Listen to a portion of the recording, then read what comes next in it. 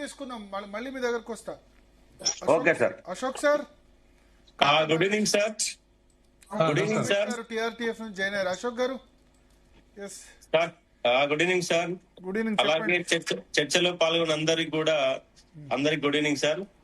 ఒకటి సార్, తెలంగాణలో విద్యా వ్యవస్థకి ప్రమాద గంటికలైతే ప్రారంభమైనవి. ఎందుకంటే రాష్ట్రానికి ఒక అవగాహన లేనటువంటి ఒక ముఖ్యమంత్రి మనకు పాలకుడిగా వచ్చారు. ఆయన కారణంగా ఇవన్నీ నడుస్తా ఉన్నాయి. 1 సెకండ్ సార్.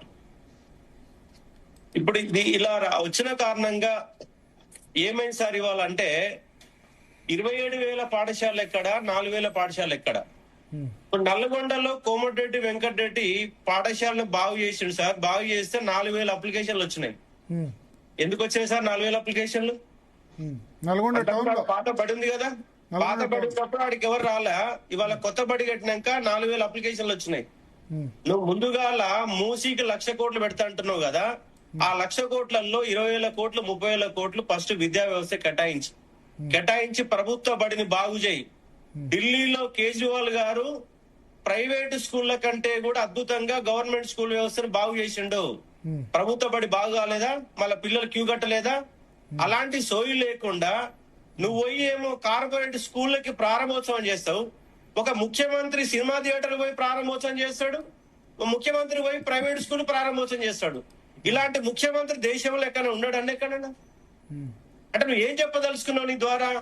అంటే నీకు అవగాహన రాహిత్యం, నీకు చెప్పేటోడు లేడు, నువ్వు ఏం చేస్తున్నా నీకు అవగాహన లేనటువంటి పరిస్థితిలో కొనసాగుతుంది.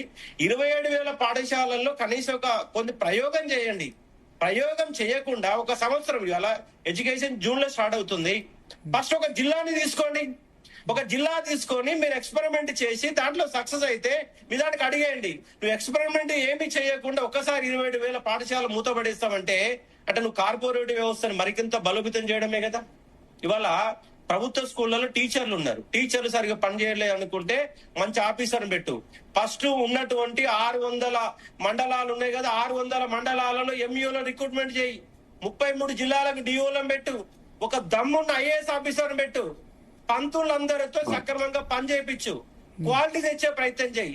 అవేమి చేయకుండా 27,000 పాఠశాలలు మొత్తం బొంద పెడతా, వాటిని లేకుండా చేసే అనే కార్యక్రమానికి ఇవాళ వస్తా ఉన్నాడు ఆకునూరి మురళి గారు.